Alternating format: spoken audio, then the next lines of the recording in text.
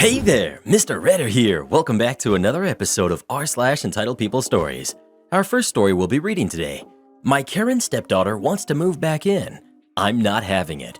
After that, my mom wants to invite way too many people to my wedding. And after that, I guess it's my business now. Now for every thumbs up this video gets, one Karen gets her Netflix account canceled. Fine with me, I'll stick with my Disney Plus. So please smash that like button and subscribe and turn on notifications for new stories from Reddit every single day. My Karen stepdaughter wants to move back in. I'm not having it. My girlfriend, basically wife, we've been together for 11 years, comes to me and says that she wants her daughter to move back in to help her out. She's 21, has 2 kids who are 3 and 1. She's pregnant again and married. She wants to move all of them into the house so they can save to move to a better place because daughter doesn't like where they live. I'm not a kids person. This also involves me packing up my entire man cave of collectibles so they can live in it. I'm the only person working. Oh, and I hate her husband. He's a massive jerk and can't hold jobs longer than a few months while being awful with money. When I voice my concern, my girlfriend tells me all I care about is myself. Never mind, our son doesn't want them to move in either. This is the daughter that has moved out and come back 3 times since she was 16.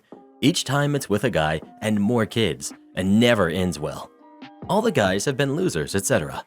Sometimes I feel like stuff like this will be the end of my relationship. I have a super stressful job. Having a bunch of toddlers and young parents at my home life doesn't sound relaxing. And honestly, yeah, I'm selfish. I'm 41. I thought I was done raising kids. Not the jerk. How are they going to save money for a better place to live if you are the only one working? You're not selfish. They have no discernible plan except moving in with you. OP. Okay, the daughter's husband works, but he's the type that misses lots of days, constantly changes jobs, so very off and on. My brother is like your daughter's husband. From someone who has directly dealt with a person like this for 20 plus years, say no to your girlfriend. If this man is anything like my brother, he will most likely quit his job and mooch off of you until you force him to get a job. He will also probably smoke in your house, disregarding the fact that it's your home. Not to mention, he will probably leave your girlfriend's daughter once the baby is born. Anyways, stand your ground. Not the jerk. Not the jerk. No way would I allow this. If your girlfriend wants to help them out, then maybe she could get a job and help pay for a better place for them. OP. If I really stand up, I'll be leaving. She's the type that the kids should always be able to come back no matter what. Wow, judgmental much? So what she has a 3 and a 1-year-old at 21? Who are you to judge her lifestyle? Also, judging her partners and their lifestyle choices. You're honestly probably the reason she left home so early. I hope her family finds a better place to live than with a controlling jerk like you. You sound just like my dad, who was a straight-up narcissist. He judged me for having kids as a teen too. So to spite him, I'm now a 30-year-old woman with 8 kids and another on the way. My mom tells me how much he freaks out every time I get pregnant again, and I love it. The best part is how much it infuriates him how I don't have to work at all now, thanks to all the benefits I receive for being a single mom. The old man still works in the same factory he's been at for the last 40 years. I hope you end up just as miserable as he is. Well, doesn't this young lady sound wonderful? Well, what do you think? Is OP a jerk for not wanting his stepdaughter to move back home with her family or not? Please let us know. I'd be gone in a heartbeat if Reddit boy tried to pull this crap on me. My mom wants to invite way too many people to my wedding. From the mom who got a bigger wedding ring because she was jealous of her daughter's engagement ring, I bring you the next installment of Entitled Mothering. My fiance and I have decided to have a small wedding. I say this with quotes because I am Indian and Hindu weddings are usually 300 plus people and last 4 to 5 days. My fiance is American and I am American born and raised. However, I am the first cousin to marry on my mom and dad's side, and it's becoming apparent they don't even want to be in the same building. They're divorced and can't stand each other, but that's another story, I guess. Anyways, when we first got engaged, our limit was 150 people. I was already pushing my fiance because he was dead set on 100, but I knew that was going to be impossible, so I convinced him to raise to 150. Once we told my mom that number, she about spat out her drink. Is that a hard number? We tried to say yes. Over the first 4 months of us being engaged, We started talking, and Mom was holding paying for the catering over our heads. If I'm paying for the food, then why does it matter how many people I invite? That's how it started. We fought every time we talked about it, and I told my fiance to please raise again to 175 to allow my mom to invite her people and I could have some peace. Save the dates have come in, and Mom and I finally talk about the list. I already had her down for 60. Names including some of her friends and distant family I hadn't seen for years. This already was more than I had wanted, but I thought she would be happy. As we go through the list, she adds a cousin and wife here, and an auntie and husband there. Final number was 125 people, guys. My fiance and I had 110 people, and I start panicking and telling her to stop adding more people. She goes on a full rant about how I'm the selfish one who wanted to have a wedding that wasn't a destination or get eloped, so I didn't have to invite all these people. What? So just because I won't invite an extra 60 family members I don't even know the names of, we didn't deserve a wedding to celebrate with our closest loved ones? The amount of times I've heard, "Can we change the venue?" Or, "Well, it's your fault for choosing too small of a venue." Instead of just respecting our wishes, she's trying to find any loophole to allow more and more people to come or just to insult me until I feel bad enough to let it slide. I also made the mistake of making my sister maid of honor because she basically just backs everything Mom says and won't stand up for me at all. Well, I'm not giving her any physical copies, and that's the only way I am hopefully able to control who these get sent to. I don't know. It's been kind of a nightmare with her, and it's really putting a damper on our relationship. Just wanted to vent. Your mom is paying for the food. She's going to feel entitled as long as you allow her to be involved. It's an unfortunate and vicious circle. If you want to limit involvement from your mom, take over the catering cost and limit the guest list to what you can afford using your guest list first. Aren't big weddings wonderful? You get to spend thousands of dollars throwing a huge party for people who you probably don't even care to see.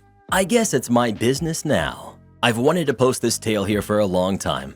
I've started to post it many times, walking away from the computer and giving up each time. Note that like many tales here, many trivial to the story details have been changed. What is important to note is that the way my industry runs is essentially via monthly service contracts with clients. There are three major players in this story.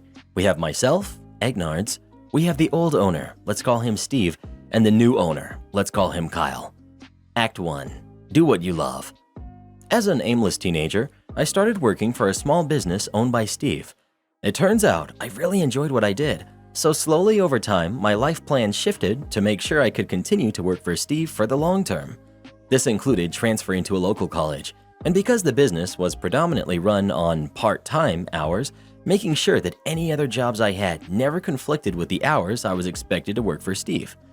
Steve was flawed, but overall a good boss who mostly looked out for me. I certainly think over the years he had taken advantage of me in small ways, but looking back, I really have no complaints. The thing is that while when I started working for Steve, the business name recognition was always directed towards Steve. Over the years, it eventually became, "Go to Engards, he's the best." This got to the point where I do indeed truly believe that if I did not end up working for Steve, it's very likely his business would have been nowhere near as successful as it eventually became. As years went on, it was heavily implied that when Steve retired, the business would go to me. It was never specifically stated, but Steve did have a way about skirting around those types of issues and giving me hope. Act 2. Enter Kyle. About 3 years before lockdown, Steve decided to retire and sell his business. He did indeed fulfill his promise by making a half-asserted attempt to sell it to me at an unreasonable price, but it was very clear he already had another buyer in mind, Kyle. Kyle owned another local business just outside of our market area in the same industry. Because of the way the industry worked, there really wasn't much, if any, overlap in potential customers. But Kyle had a very large amount of money and was willing to buy. What is important to note here is that, again, I do truly believe that if I didn't play ball and agree to work for Kyle, my role was so integral to operation at our business that there was no possible way a sale could go through. Over the course of negotiations, Kyle ended up buying the business and putting me in charge of running the day-to-day, something I was mostly already doing, but with a few more administrative tasks tacked onto it. The thing is, my name was still the name in town, and Kyle made zero effort to ever be on location, so nobody that did business with us ever really knew who Kyle was. Act 3. Kyle's kind of a jerk. and how I learned to stand up for myself. All was well for a while. Kyle would openly talk about me being the head honcho at my location and mostly left me alone to deal with my clients in the professional and personable nature that I had learned from Steve. Things first came to a head a year before lockdown when Kyle sent me to an industry conference for 4 days. I would need to take time off from my other job, which I was fine with. At the conclusion of the conference, I put in an hour's request for the hours I spent at the conference, and I was super nice about it. Actually, I should have clocked all hours at the conference each day, but instead did not account for hours for seminars that would help my boss, but were ones I had wanted to attend. The request was denied, and I was told, "Industry conferences are enriching activities. We pay for your admission, but they're on your own time." This took 2 weeks to resolve, but ended with me essentially saying, "Look, I'll still work for you because I love what I do. However, if I don't get paid, I will never go to another one of these conferences again to get new ideas for you." I was immediately paid. I will spare similar smaller stories of that nature, but that slowly started to become the relationship between Kyle and I. Act 4. Lockdown hits. When lockdown hit, our locations were shut down, and for 3 weeks we weren't able to do anything. Meanwhile, our clients were still paying for services, and because Kyle had recently moved to a new client payment portal that I hadn't been trained on yet, I wasn't able to help any clients get their money back. At one point, I messaged Kyle about going virtual and being able to still assist clients and got a very angry text back that essentially said, "Look, you're not the boss. Go forget yourself. You had your chance to be the owner and turned it down. I'm in charge." We did eventually go virtual about a week later. The big problem, of course, being that I would receive daily texts and emails and calls from clients about their memberships and bills, and there was nothing I could do to help them. It was at this point that I knew crap was hitting the fan and I needed to start doing something. So over the course of the next 2 months, I did a couple things. Spent an inordinate amount of time studying the best business structures, communicated with all the other staff at my location about my intentions, continued to give 110% to my clients in a virtual capacity, built a website and social media presence from the ground up. I don't think Kyle was expecting any of this, and he probably didn't also realize that because I often had to do back-end stuff from home, I also had what was, essentially, a little black book of every client, their email addresses and phone numbers. Act 5. Surgical strikes. When everything was ready, I waited very patiently, only the end of a service month. As I mentioned, all of our clients had monthly costs, and I didn't want to put anyone out of any part of their costs. On the last weekday of the month, I instructed the staff who would be helping clients that day to tell them to check their emails at the end of the day. At the end of the day, I sent out an email to all active and some non-active clients, as well as a texting service to text everybody. I launched our social media accounts, our website, and had even enlisted a very small amount of trusted clients to spread the word via social media once I gave them the signal. Within 15 minutes of everything, my phone was ringing off the hook. I had 50+ emails in my inbox from different people, and my Facebook accounts were completely blowing up with local chatter. I also heard from many of these people that were calling Kyle to cancel their service. We hosted a Zoom meeting for all concerned parties and essentially decided to take the weekend to clear up any confusion with the systems and start fresh and open our doors on Monday. Within an hour of everything, Kyle sent out a text blast to every client that they would be shutting their doors effective immediately. At the start of lockdown, we had roughly 50 active clients at the business. On my first day of business, I had signed up 75 active clients, many inactive ones telling me, "Yeah, we stopped doing business with you guys because Kyle was kind of a jerk." What is really important to keep in mind here is that I never wanted to, nor cared to be a business owner. I was very happy working for somebody else as long as I wasn't treated like dirt. Had Kyle treated me even remotely better, the location would have continued to thrive and be a staple in our local community. Kyle chose to be a jerk to try and get quick money and cheat people, and Kyle lost out. We've been in business now for almost 2 years, nearly have tripled Kyle's active numbers, and continue to be a staple in our community. Am I the jerk for disappearing for a night after my husband ambushed me with an unwelcome surprise? I, 29 female, am no contact with my father. We had a really good relationship when I was a kid, but he cheated on my mother, who already had some mental health issues, and was caught in a pretty bad way. The aftermath was horrible. Let's just leave it at that. I had just started college at the time, and basically my whole life fell apart within about a week. My father tried to justify it, and I told him that the options were A, immediately break up with the woman he cheated with and go to therapy with me to find out if I could ever forgive him, or B, get out of my life. He picked A, but didn't actually break up with her. I found out because I expected that, and she sucks at covering her tracks, so I haven't spoken to him in a decade, and he's essentially dead to me. I miss the dad I had in childhood sometimes, but otherwise, I don't regret cutting him off. My older brothers also cut him off shortly after, though one is back in low contact to a degree. My husband comes from a very different kind of family, and the whole situation is mind-blowing for him, largely because his parents are lovely and would never do something like this. He can't imagine things being so bad that you would just never speak to your parent again. We've talked about it a couple of times in the past, and he asked if I would ever reach back out, for closure if nothing else. I said, over my dead body, so I thought he understood. A couple of weeks ago, he asked me to meet him for dinner after work, which we do occasionally. We had just gotten sat down and talked for a minute when my husband said that he had a surprise for me. A minute later, my father walks up to the table. I immediately got up and walked out. They followed me, but I got in my car and left before they could catch up. My phone started ringing, so I turned it off. I checked into a hotel and set up my work laptop and spent the rest of the evening working because that helps when I'm upset. I didn't turn my phone back on until the next morning and saw I had over 50 missed calls and a bunch of texts and DMs from people trying to contact me. My husband has apologized profusely for the whole thing. Evidently, my father reached out to him some time back, and he thought I would change my mind after hearing what he had to say.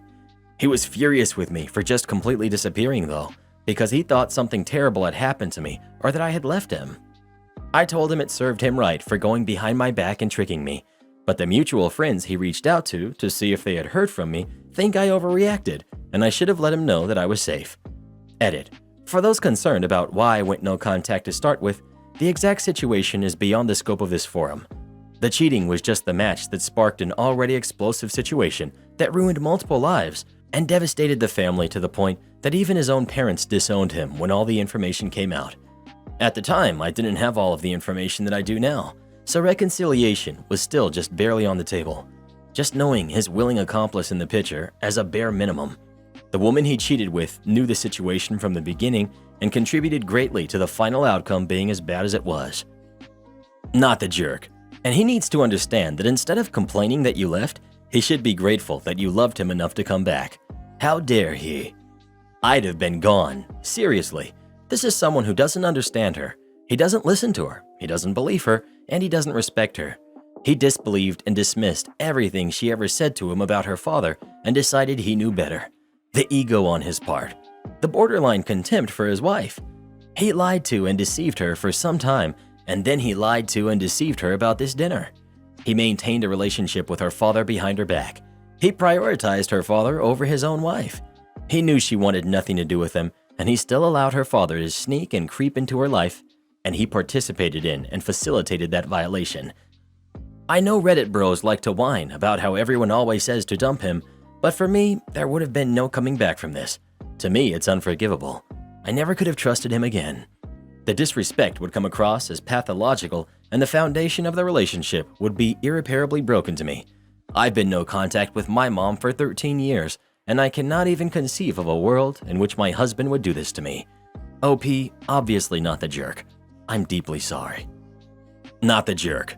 I probably would have stayed away longer than overnight, though, for that betrayal.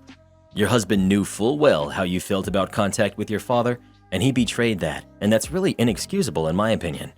He doesn't get to decide that it's time to talk with your father. Tell him if he tries pulling another stunt like that, he may as well call a lawyer, because you'll likely be filing for divorce. That's what I would do. You can't quit on a Friday. This was from my last job, global financial firm with initials MS. I was a contractor in the IT department there for over a year. Had a lot of complaints against them. Original manager forgot to file paperwork, costing me a free position. Overworked, culture that tried to sell more work as being a sign of praise rather than pay you to do more work, etc. Well, it was time for me to move on. I'd scored a great state job, better pay, great benefits, still work from home, and even then, the office was even closer. All around, they wouldn't be able to compete.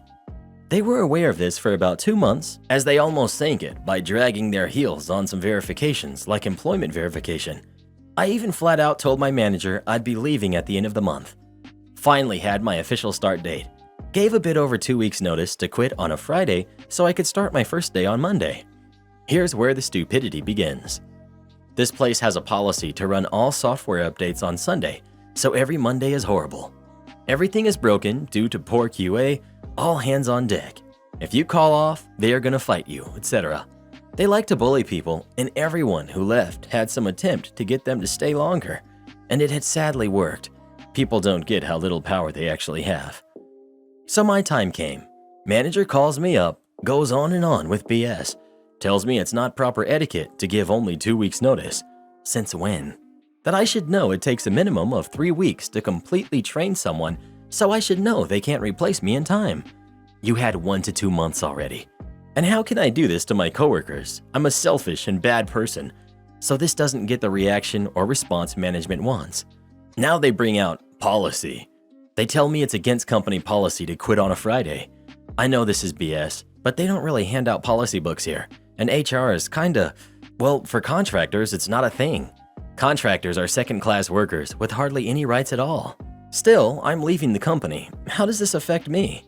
I tell them something to the effect that I'm the one quitting. I'm still going to leave on that Friday. Seriously, not sure how this was going in their mind. They doubled down that I had to work that next Monday for them. I think hoping to get their foot in the door, ruin my next job, etc. Well, this isn't working for them now, is it? They are really fuming now. So they give their ultimatum. If I won't work that Monday, then I am to sign out and not clock back in until I have changed my mind. They're looking smug.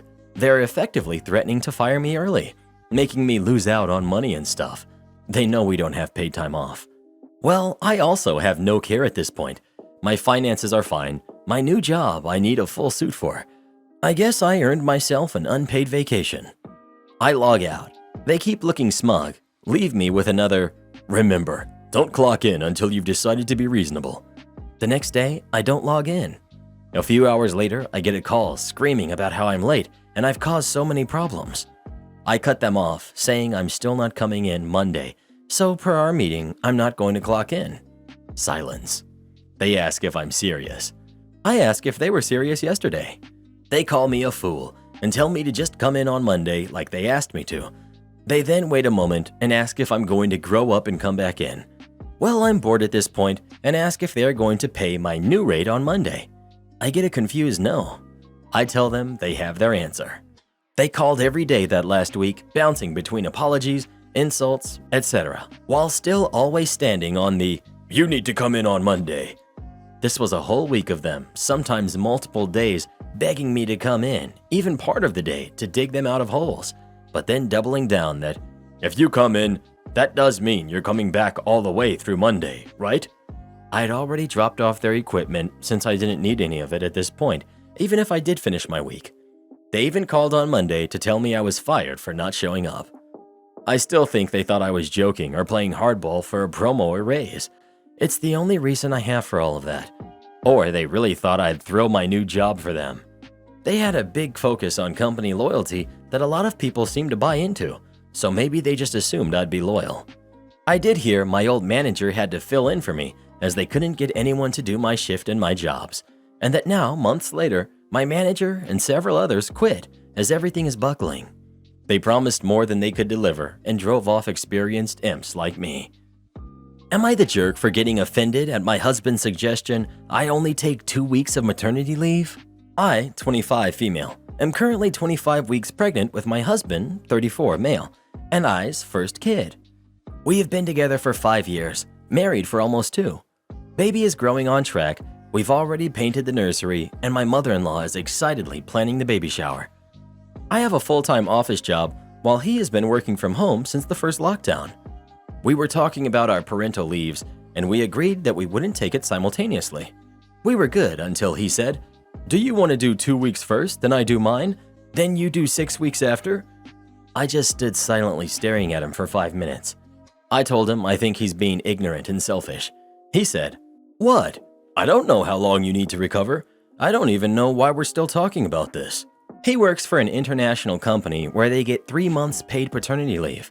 Meanwhile, I work for a small business which only offers 6 to 8 weeks of unpaid maternity leave. He has been anticipating his paternity leave since I got pregnant because he sees it as an opportunity to seriously start looking for another job. He has been with the company for 9 years and has been feeling burnt out. Lately, his frustrations have been compounded by his new manager being difficult.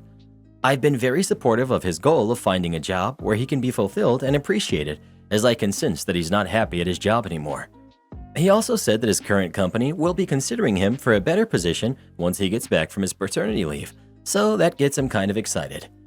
We have a 6-figure income combined. I pay the mortgage while he takes care of the other bills. We have money in the bank, stocks, cars paid off. I don't think my maternity leave being unpaid is an issue because my savings could cover the 2 months that I wouldn't get a paycheck. I didn't talk to him after his remark. He went to play video games on his computer while I folded his clothes. I slept on the couch and still have not talked to him at breakfast. He tried talking to me as I was about to leave for work, but I just noped out of the house. I am upset that he doesn't think that I deserve to get some downtime after giving birth to recover and spend time with our kid. I feel like he thinks growing an entire human being inside your body and then having to push that baby out is not a big deal. Maybe because I never complain about anything. I do 90% of the chores around the house, even carrying laundry from our bedroom at the top floor down to the basement to get them washed, then back up the stairs to get them folded and put away. I feel like my in-laws are more concerned about my well-being than he is. My father-in-law even bought us a litter robot, so I won't have to clean after our cats. My family lives a few continents away, so I don't have a huge support system here. Not the jerk. Your husband is woefully mistaken about what is possible during a paternity leave. First off, where I live, what you are getting doesn't even qualify for maternity leave. It's what's considered the medically necessary leave to recover from childbirth. Is your husband even aware that he will be providing full-time care while he's off? Because it seems like he thinks this is a free vacation and not a responsibility. Not the jerk. So you are the one who is going to be having your baby, but you only get 2 weeks to rest? And then he's going to take 3 months of paternity leave and take that time to look for another job?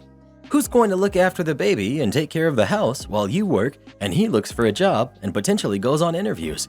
And why on earth are you folding his clothes while he plays video games? You're going to be a single mother real quick.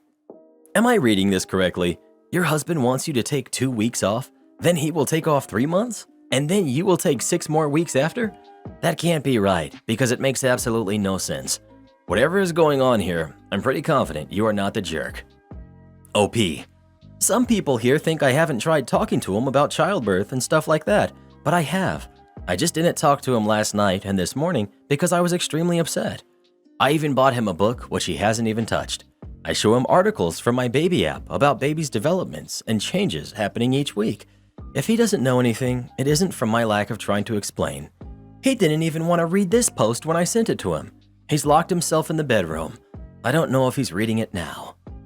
Am I the jerk for wanting to split things 3 ways? Background. I'm American, grew up in Oregon, and that is where most of my family is. My roommate is from South Africa. I've known her about 8 years. We live in California.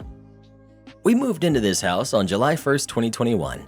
It was a house that we found together. Prior to this, I was living happily alone with my dog. I moved in with her because she was having difficulty finding and affording a place on her own.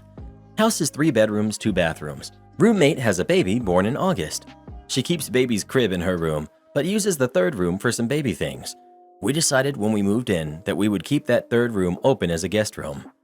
3 weeks ago, she tells me on a Wednesday night her mom is coming to visit from South Africa and will arrive on Saturday. When I asked how long she was staying, she first said that she would be here 3 weeks, but might extend her trip a little. When I told her my brother was supposed to be here for a visit at the end of March, 7 weeks away at the time, she answered that her mom will still be here then. I ask again how long her mom is staying, and she flips out on me, gives me a lot of reasons why she needs her mom here, calls me selfish for even asking, but never answers the question of how long she's staying. Now that my roommate's mom has been here for a few weeks, it is very clear that they plan for the visit to last 4 to 6 months. For example, I've overheard them talking about many things they will be doing this summer. Another example is, the mom told me how she brought 4.5 months supply of her prescription medication and will have to figure out how to refill it here after it runs out. These are just a few examples. There have been many things. I was okay with a 3 to 4 week visit only because her mom was coming from a far away out of the country. I'm not okay with a 4 to 6 month visit. I never wanted to live with 3 adults in this house. In fact, it was something we discussed before moving in when we decided to keep the third bedroom as a guest room. After giving it some thought, I decided to tell my roommate that while she has another adult living here full time, taking up the third bedroom, it's not fair for me to be paying half of the rent and utilities. I proposed that we split things 3 ways while she is here for the next several months. They both flipped out at this suggestion, saying that wasn't the agreement when we moved in together. They called me all kinds of names, basically saying I'm a horrible person. When I brought up how now I can't have any visitors or have my family visit, they both said that because my family is just from Oregon and I was able to see them at Christmas, that I basically don't need or deserve to have my family visits. That because her mom came from far away and they hadn't seen each other in 3 years because of lockdown, that they deserve to spend time together more than I deserve to see my family. Basically, that I can see them another time. Forget them, not the jerk. There's no way I would agree to live with someone's parent for 4 to 6 months, let alone without financial contribution. You asking for financial contribution is more than fair, and to be honest, I'd be looking to involve the landlord or moving out. My flatmate's mom visited for 3 weeks. They had trips away planned, etc. It was so stressful, I basically moved out the last week or 2 and stayed with friends while her mom overwatered all my cacti, never to be recovered. No way could I live with someone else's mom for 4 to 6 months. 2 to 3 weeks is pushing it. She needs to move on. She flat out lied to you about the times. Not the jerk. 4 to 6 months is no longer a visitor. That's solid grounds for your new roommate to cough up 1/3 of the rent. Support our channel by joining as a member today, and we'll give you a shout out in our next video. Or come watch this video next. You won't believe what Karen does in that one.